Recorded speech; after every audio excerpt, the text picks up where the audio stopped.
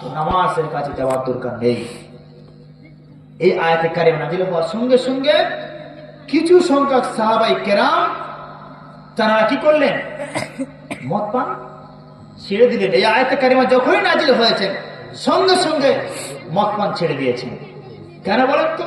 তারা বুঝেছে যে জিনিস খেলে নামাজ পড়তে পারবো না, রবকে সন্তুষ্ট করতে পারবো না, সেই জিনিস আমরা আর খাবো না। আমার ভাইরা, বিশ্বনবী সাহাবী হযরত উতবা ইবনে মালিক রাদিয়াল্লাহু তাআলা আনহু তিনিও এক সময় সাহাবায়ে কেরামদেরকে দাওয়াত দিলেন, নিমন্ত্রণ করলেন, সাহাবায়ে কেরামদেরকে মেহমানদারি করাবেন। সাহাবায়ে কেরাম সবাই মিলে হাজির হয়ে গেল। তার ভিতরে রয়েছে বিশ্বনবীর একজন সাহাবী সাদ ইবনে আবি ওয়াক্কাস রাদিয়াল্লাহু তাআলা আনহু। সবাই মিলে খাওয়া দাওয়া করলাম। সবাই মিলে আহারাদি করা হয়ে গেল। আহারাদি হয়ে যাওয়ার সঙ্গে সঙ্গে আরবের প্রথা অনুযায়ী তারা আবারও মদ পান শুরু করলো।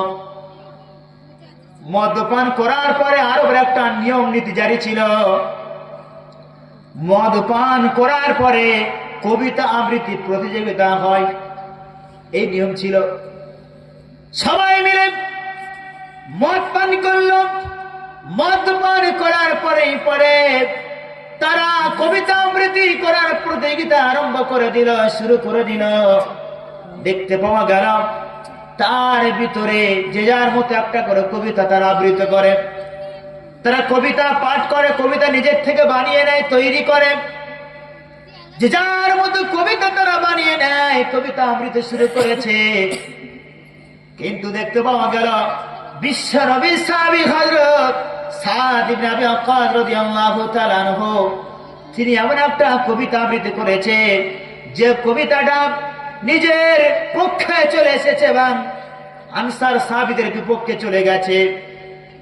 এখন বলেন, আমি একটা কবিতা তৈরি করেছি, এখন কবিতার ভিতরে আপনাদের গালি আর আমার শোনাও, আচ্ছা আপনারা কি খুশি হবেন নাকি রেগে যাবেন?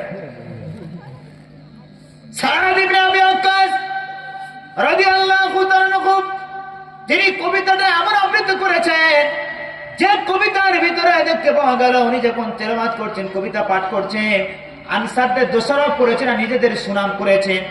সঙ্গে সঙ্গে দেখতে পাওয়া গেল ওই জায়গাতে একজন আনসারী সাহাবীও ছিল, সে উটের একটাই কণ্ঠদেশের হাড় নিয়ে বিশ্বনবী সাহাবী সাদ ইবনে আবি ওয়াক্কাস রাদিয়াল্লাহু তাআলা আনহুর মাথার উপরে আঘাত করলো।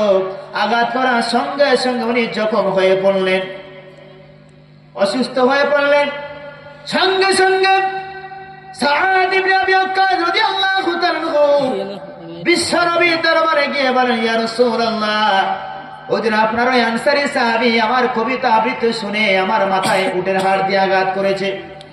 ইয়া রাসূলুল্লাহ, আমি জখম হয়ে পড়েছি, আঘাত পেয়েছি, রক্তক্ষরণ হয়েছে আমার। সঙ্গে সঙ্গে বিশ্বনবী সরওয়ারে কায়নাত আল্লাহর কাছে দোয়া করলেন, আল্লাহ আপনি মদের ব্যাপারে একটা খুললাম আয়াতে কারিমা নাযিল করেন, মদের ব্যাপারে আপনি একটা আয়াতে কারিমা দিয়ে দেন। আল্লাহ তাআলা আয়াতে কারিমা নাযিল করেছেন, ইয়া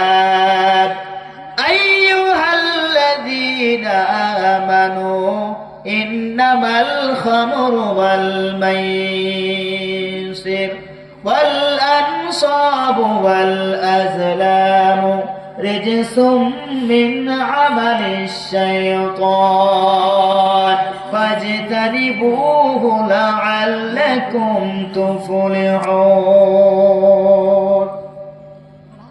আল্লাহর নবী দোয়া করার সঙ্গে সঙ্গে আল্লাহ তাআলা আয়াতে কারিমা নাযিল করে জানিয়ে দিলেন, ও ঈমানদারেরা, তোমরা যারা ঈমান এনেছো, ঈমান গ্রহণ করেছো, তোমাদেরকে আমি আল্লাহ তাআলা ঘোষণা দিলাম, তোমাদের জন্য আমি আল্লাহ তাআলা মদ, জুয়া, তীর নিক্ষেপ, ভাগ্য পরিবর্তনের জন্য তীর নিক্ষেপ আর মূর্তি পূজাকে হারাম করে দিলাম। কয়টা? তিনটে। আল্লাহ তাআলা এই আয়াতি কারিমা নাযিল করে জানিয়েছেন, মদ, জুয়া, মূর্তি পূজা আর ভাগ্য পরিবর্তনের জন্য তীর নিক্ষেপ, কয়টা হলো?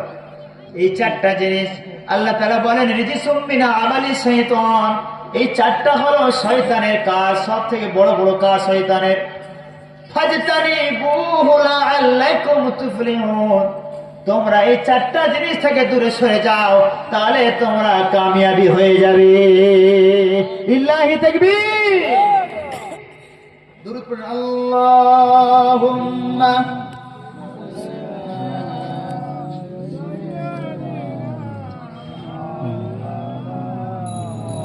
ওয়া আলা আলি